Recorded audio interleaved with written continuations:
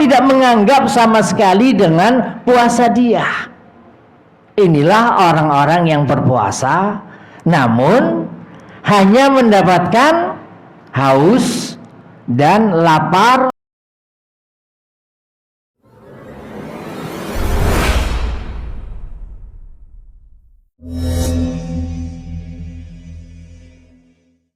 Bismillahirrahmanirrahim. Assalamualaikum warahmatullahi wabarakatuh.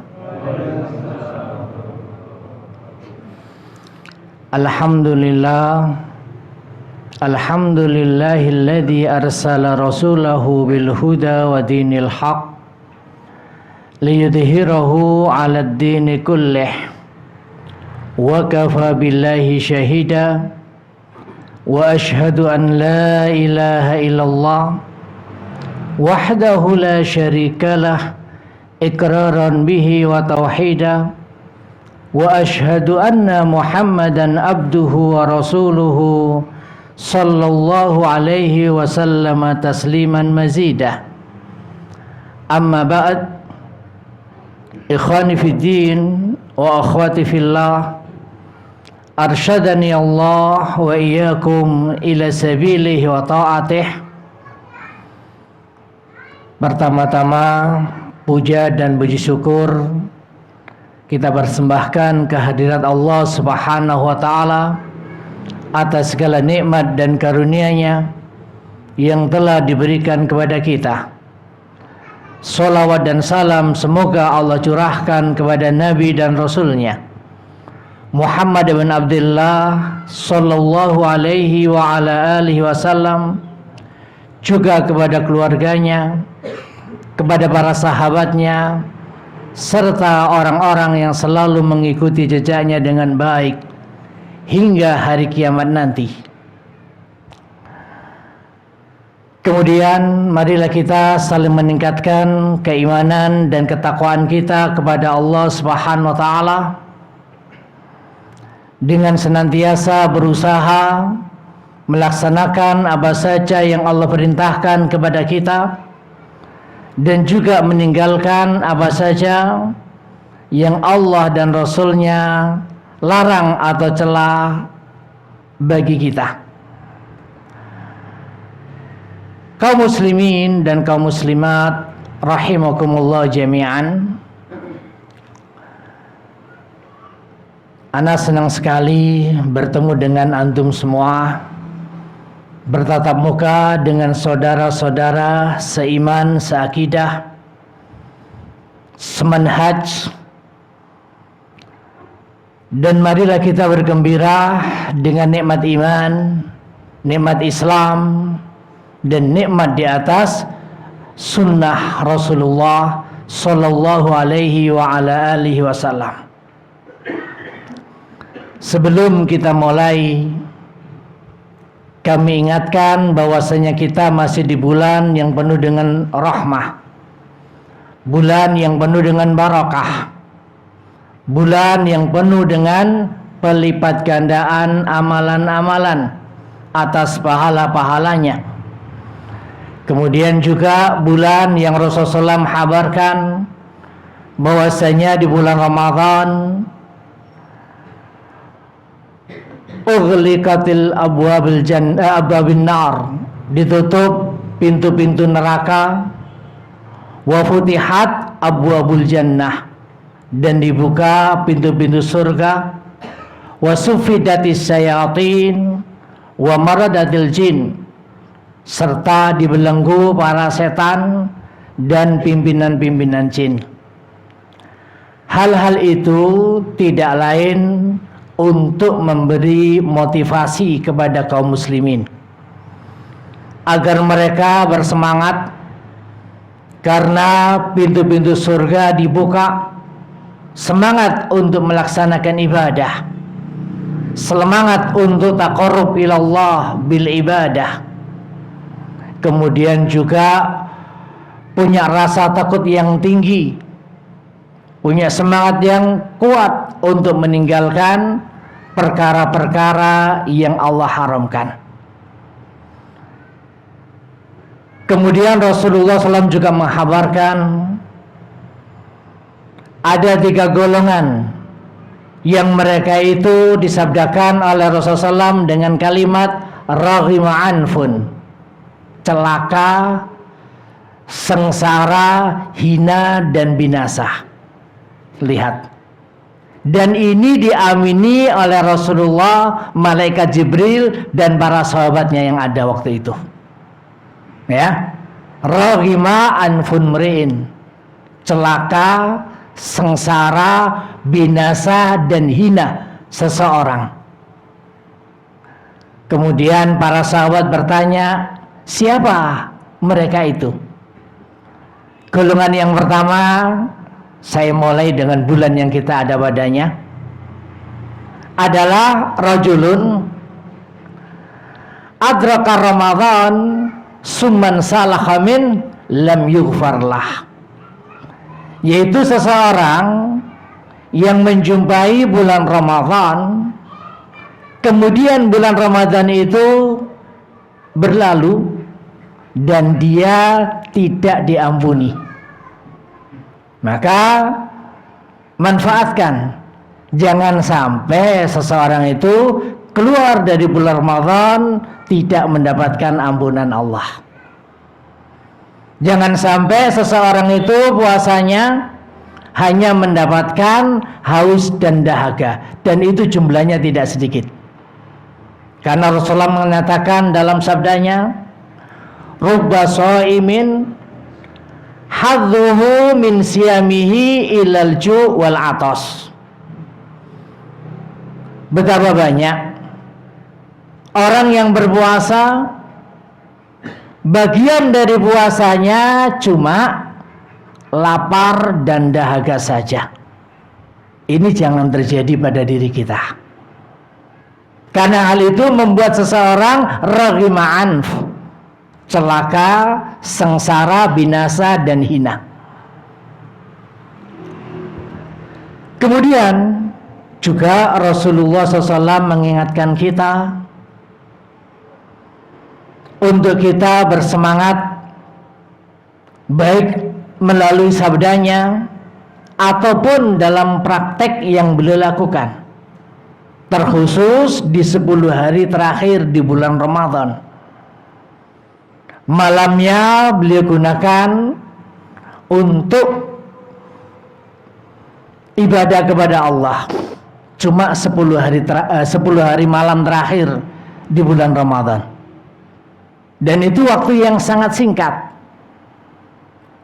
Dan dari salah satu malam itu ada padanya yang kita semua sudah tahu ayatnya, satu malam yang lebih baik dari 1000 bulan, ya, khairun min alfi syahr.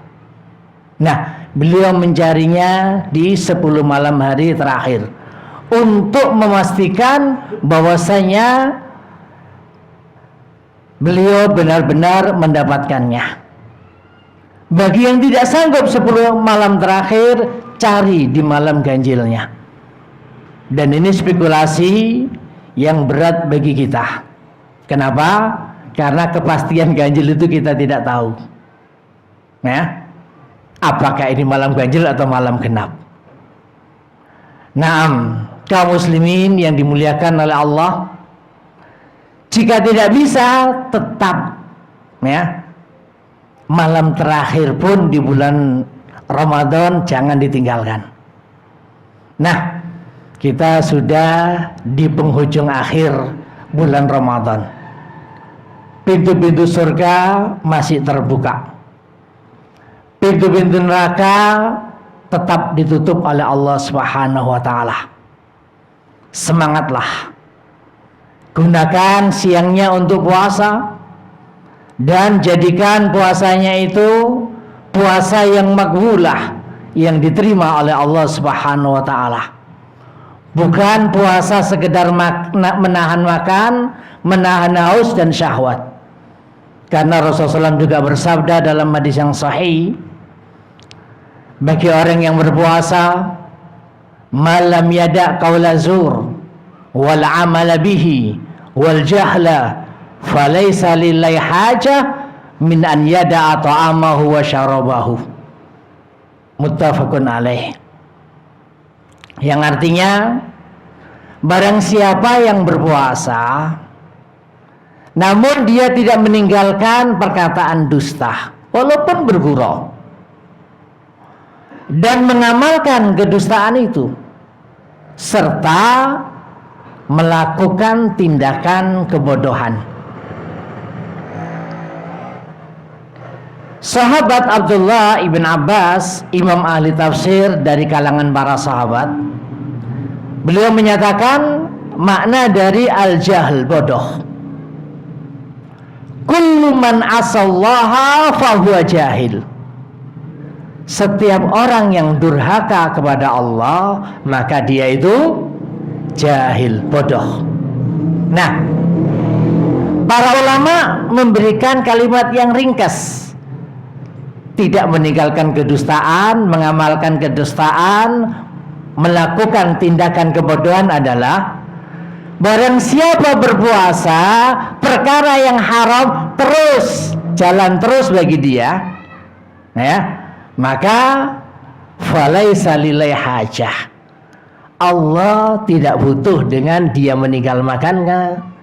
Allah tidak butuh dengan dia meninggalkan minumnya, meninggalkan syahwatnya. Allah tidak menganggap sama sekali dengan puasa dia. Inilah orang-orang yang berpuasa namun hanya mendapatkan haus dan lapar serta menahan dari syahwat. Ya, ini puasanya orang-orang awam. Yang penting tidak makan, yang penting tidak minum, yang penting tidak melakukan hubungan suami istri di siang hari. Ya, bukan itu yang namanya puasa. Tetapi puasa yang sifatnya menyeluruh. Ya, menahan lisan, menahan pandangan dari perkara yang haram, menahan dari hal-hal yang dilarang.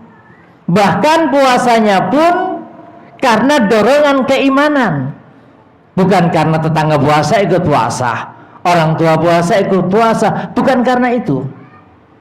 Karena Rasulullah juga menyatakan dalam sabdanya, orang yang puasanya bermanfaat yang akan mendatangkan ampunan, yaitu man shoma ramadhana imanan wa ihtisaban ghufira lahu ma taqaddama min dzambih.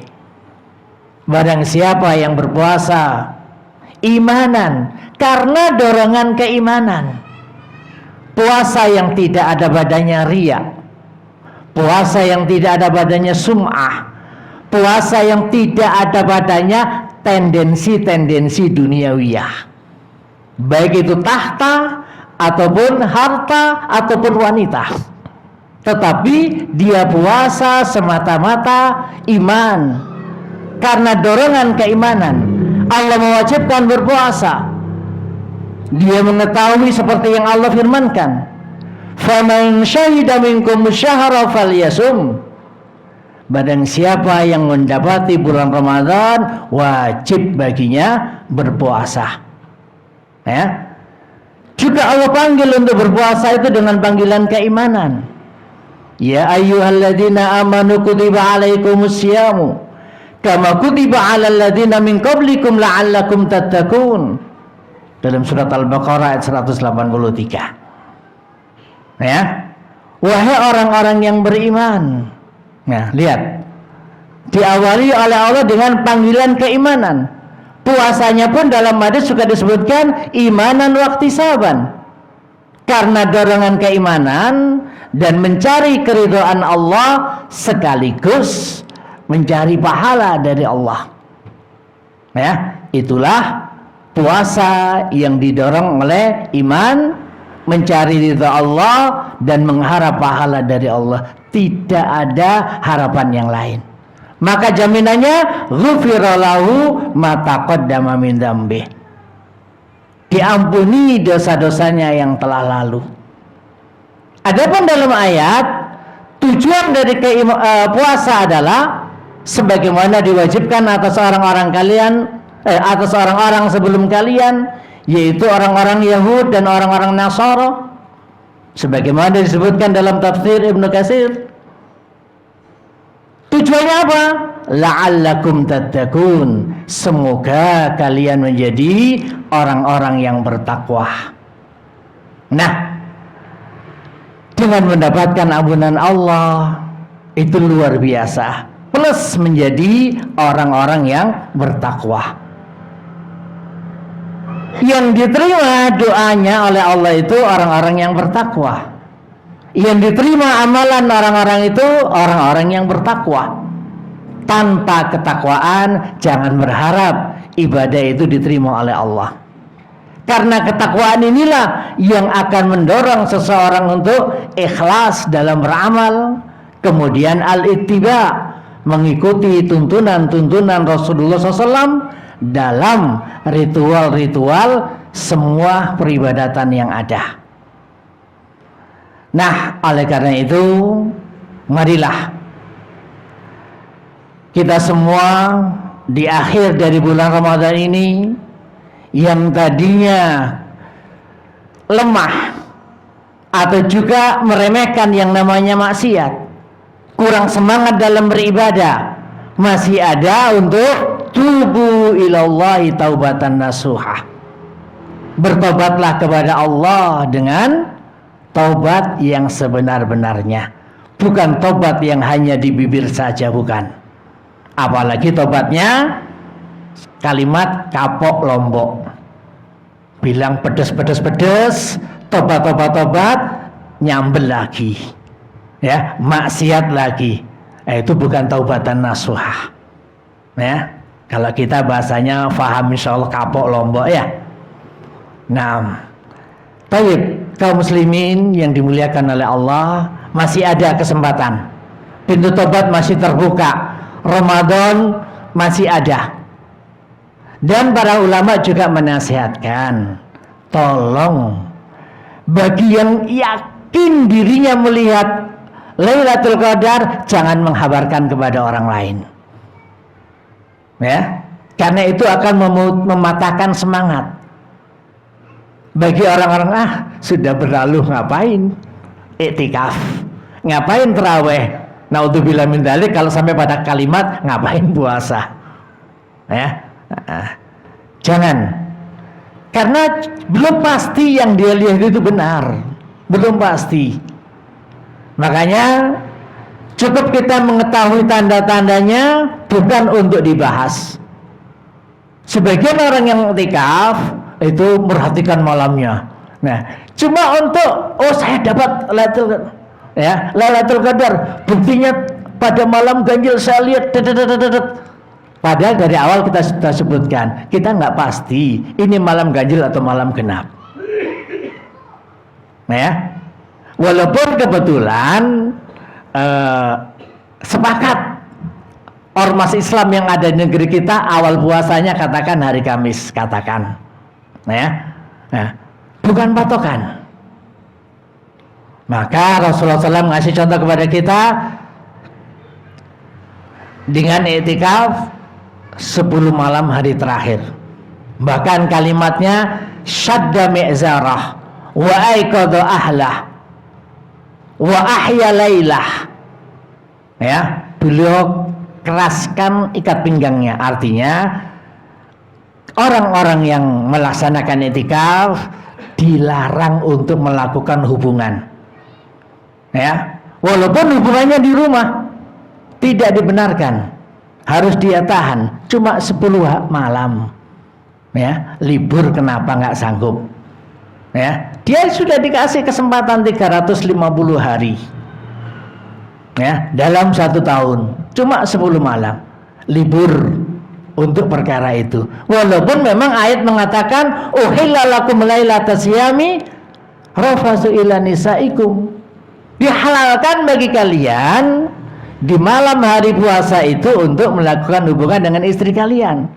Tapi contoh dari Rasulullah 10 malam terakhir beliau sadda mi'zarah, mengeraskan atau mengencangkan ikat pinggangnya. Artinya apa?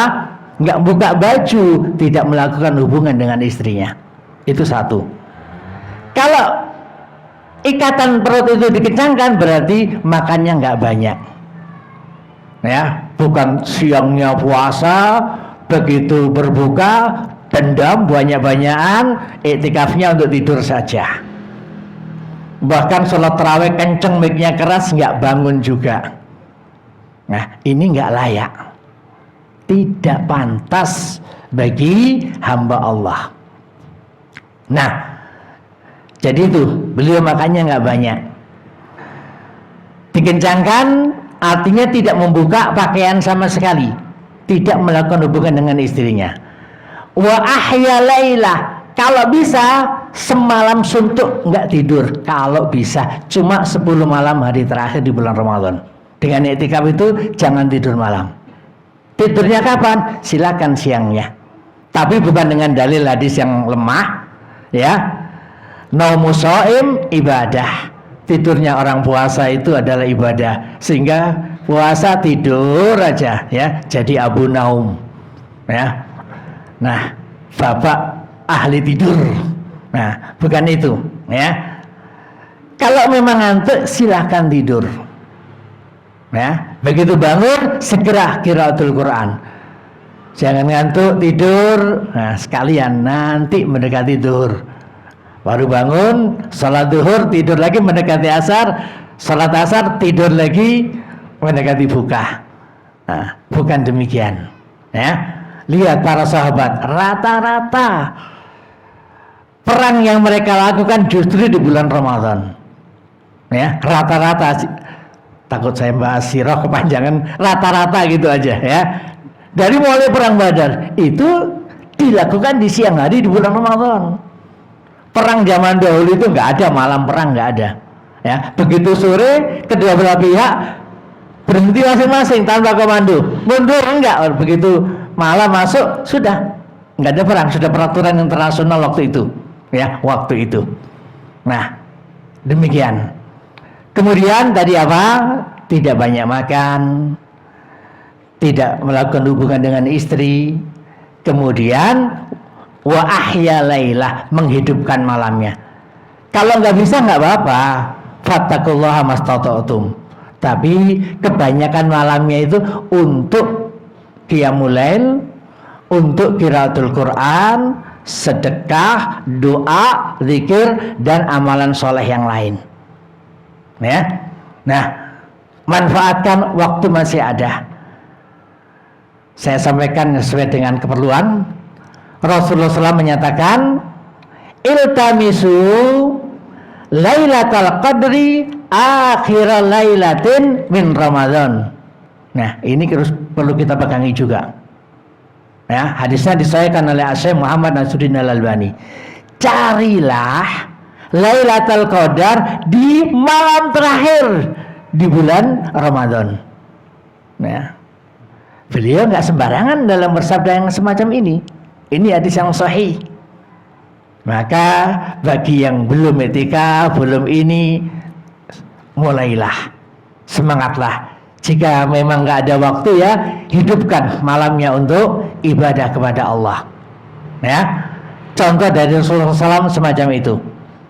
Menjauh dari istri, tidak banyak makan, makna dari saddami izarah, mengencangkan ikat pinggangnya. Kemudian wa aiqadha ahlah, bangunkan istri bukan untuk sekedar persiapan makan sahur, untuk ibadah juga.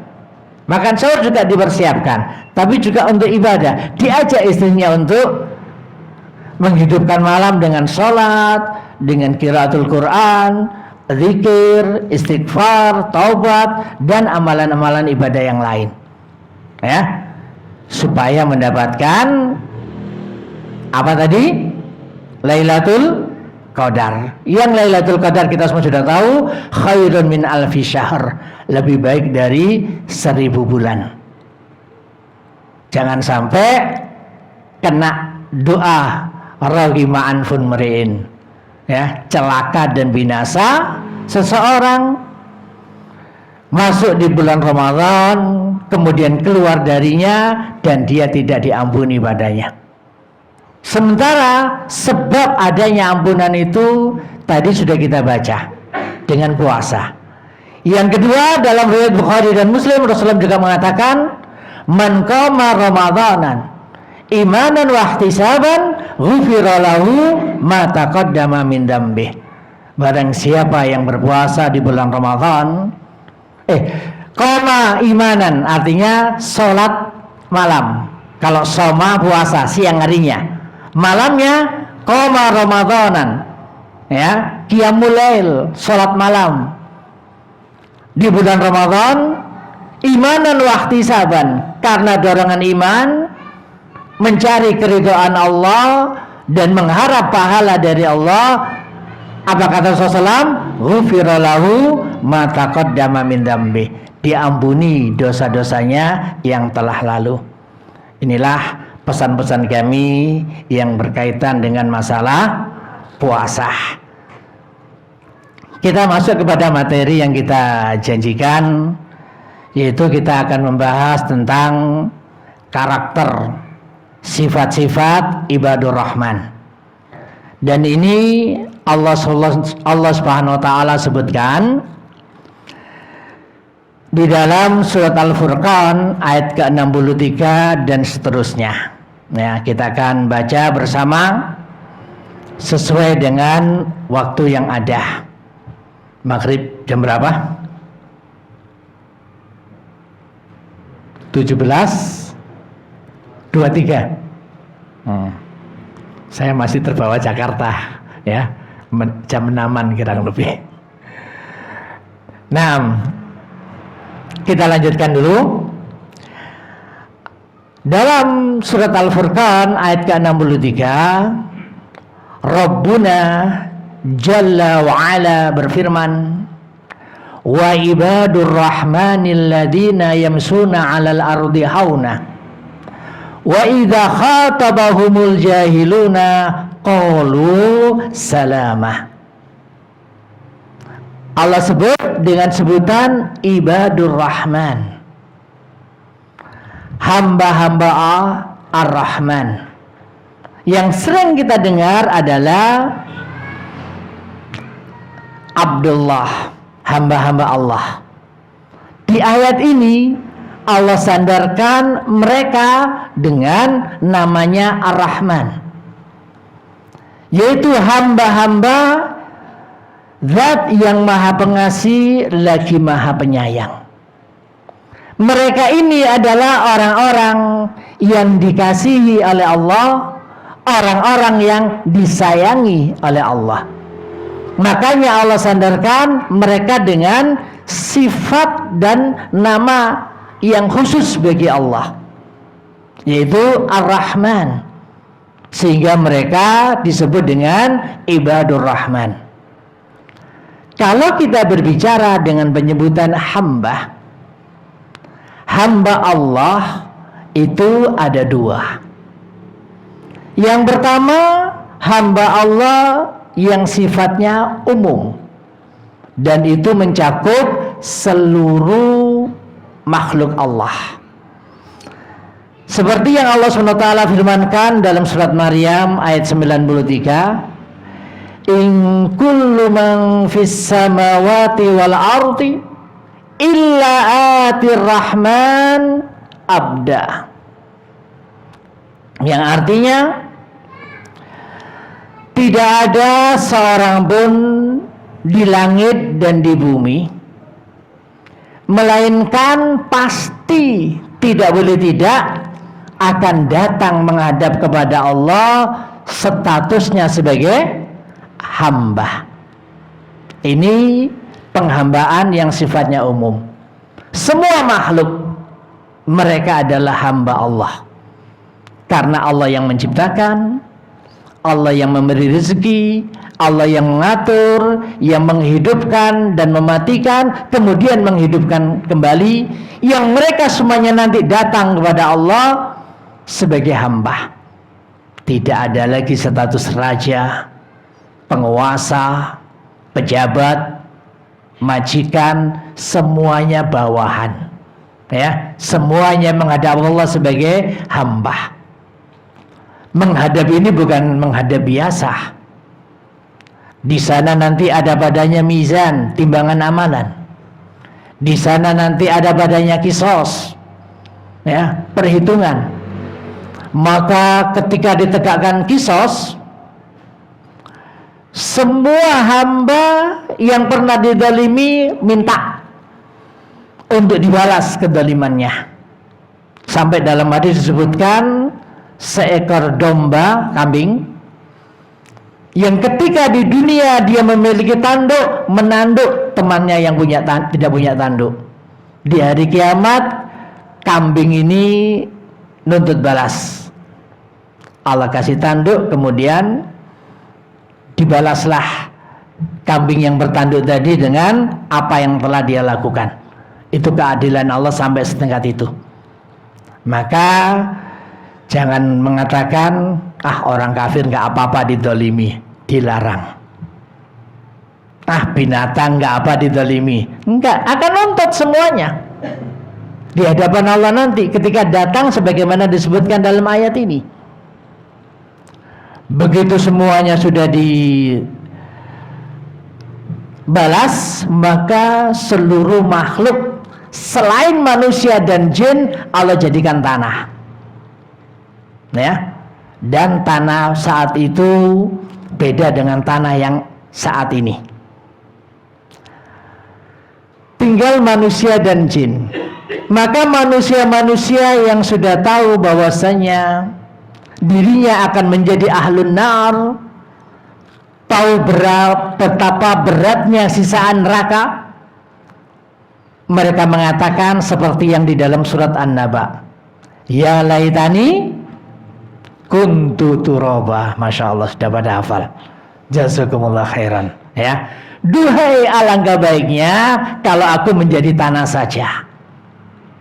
Nah, ini jangan sampai terjadi pada diri kita. Segera hentikan kezaliman, ya. Kezaliman ada berapa? Ya ahlat tauhid, para muwahhidin, kezaliman ada berapa? Ada 3, ya. Pertama, mendolimi Allah, berbuat syirik. Kedua, zulmun li ghairi, mendolimin orang lain, dan ini termasuk dosa besar. Yang ketiga, zulmun li nafsih, mendolimi diri sendiri. Apa itu mendolimi diri sendiri? Berbuat maksiat kepada Allah, itu mendolimi diri sendiri, ya. Maka setiap orang tatkala berbuat maksiat, yakini, dan itu pasti, ini akidah Ahlussunnah wal Jamaah, dirinya sedang mendolimi dirinya sendiri, ya. Mendolimi dirinya sendiri bisa masuk ke dalam kekafiran, karena ada orang yang senang dengan kekafiran. Ada yang dosa besar, karena ada orang yang senang dengan dosa besar, bahkan bangga, cerita lagi, ya. Allah tutupi, dia cerita ini nggak perlu diceritakan terlalu banyak, ya, kita sudah tahu. Atau dosa kecil, ya, harusnya istirahat, lagi asik nggak istirahat, itu mendolimi diri sendiri, ya, masuk dosa kecil. Dan masih banyak lagi yang lain. Nah, kezaliman ini sifatnya di akhirat nanti kikir, pelit, semuanya akan menuntut. Maka kita harus hati-hati. Makanya Allah menyatakan kepada dirinya dalam hadis qudsi, inni haramtu zulma ala nafsi, sesungguhnya aku mengharamkan kezaliman atas diriku sendiri, ya. Wa ja'altu bainakum muharrama, dan aku jadikan di antara kalian perkara yang diharamkan. Fala tadzalamu, maka janganlah kalian itu saling mendolimi, ya, bahaya. Nah, tadi disebutkan sifat hamba Allah yang pertama, penghambaan yang sifatnya umum, dan ini semua makhluk, malaikat hamba, jin hamba, setan hamba, manusia hamba, binatang hamba, tumbuhan hamba. Kalimat yang ringkes, kullu ma siwallah fahuwa alam. dalam usul tsalatsah ya. Sudah belajar kan usul tsalatsah? Insyaallah sudah. Alhamdulillah. Baik, ya. Semua selain Allah itu alam, artinya makhluk, artinya hamba. Hanya Allah sang pencipta. Yang kedua, penghambaan kepada uluhiyah Allah, rububiyah Allah, dan asma wa sifat Allah. Ya. Yang pertama, penghambaan kepada rububiyah Allah. Rububiyah itu berkenaan dengan 3 hal. Nggak apa-apa ya, ngulangi pelajaran akidah dari awal ya. Berkenaan dengan 3 hal. Yang pertama, al-khalqu. Kalau ditanya siapa yang menciptakan, Muslimi, Yahudi, Nasoro, kafir Quraisy akan menyatakan Allah. Nggak ada khilaf, ya, kecuali ateis. Nah, kalau ateis, siapa yang menciptakan? Oh, itu kejadiannya ada Big Bang. Pelajaran anak waktu masih umum. Benturan 2 planet yang besar, yang besar jadi matahari, jadi Pluto, jadi bulan, jadi bumi, dan sebagainya. Nah, jadi semuanya itu secara kebetulan dari Big Bang tadi itu. Nah, itu nggak masuk akal dan juga tidak sesuai dengan fitrah. Ya, yang pertama al-khalqu, penciptaan.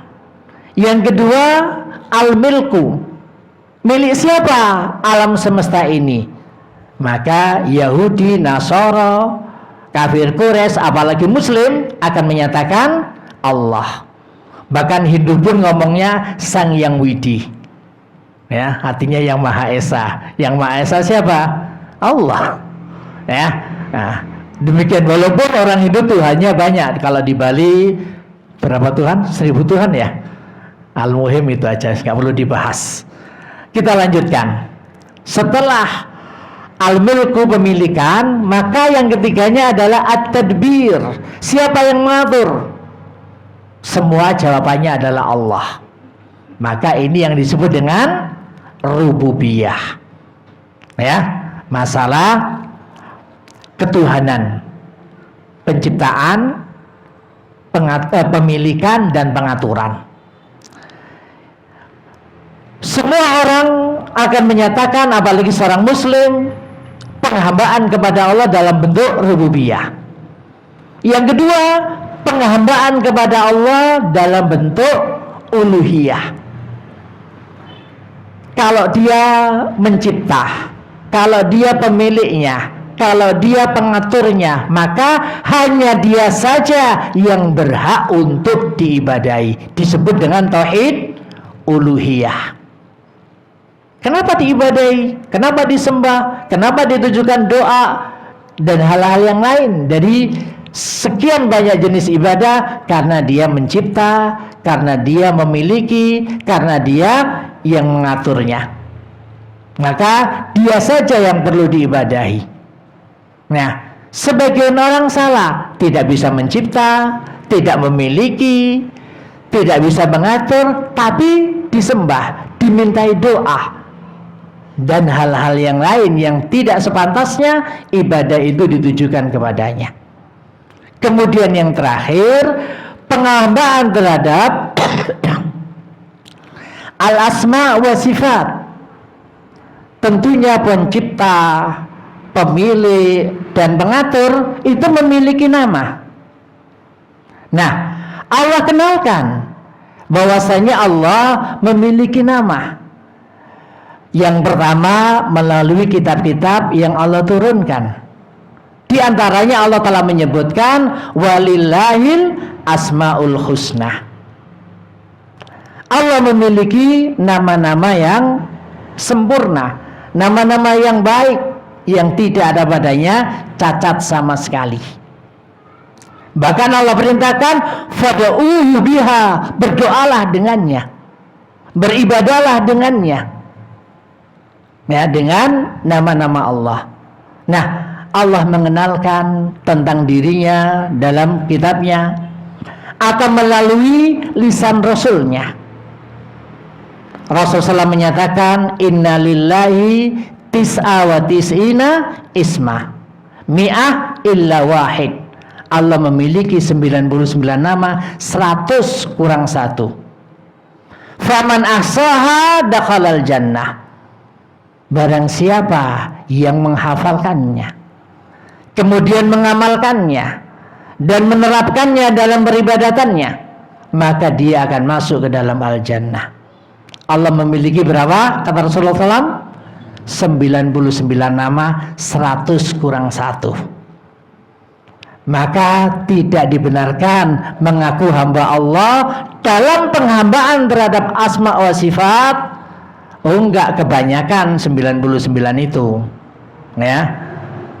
Yang ngaku kebanyakan mereka pun khilaf. Ada yang cuma 7, ada yang 18, ada yang ini dan itu. Tetapi yang lebih kenal Allah siapa? Rasulullah menyatakan 99. Ya, mau ngambil yang mana? Yang kenal Allah ataukah orang yang nggak kenal Allah? Bukan Nabi, apalagi Rasul. Ya, berani meringkas menjadi 7 atau 18 atau 21 dan seterusnya. Khilaf di antara mereka. Ahli sunnah wal jamaah nggak ada khilaf.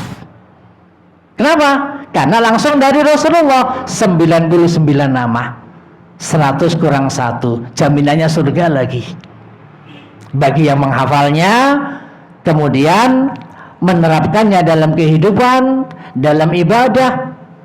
Di antaranya dia mengetahui nama Allah adalah As-Sami. Saya sebutkan satu aja, silakan dikiaskan dengan yang lainnya. Artinya yang maha mendengar. Maka kalau seseorang itu yakin semua ucapannya didengar oleh Allah, kira-kira berani nggak ngomong kurang ajar tentang Allah? Berani nggak membaca Al-Quran dengan diganti-ganti? Berani nggak membaca hadis dengan mengganti-ganti? Tidak akan berani. Basir, Allah maha melihat.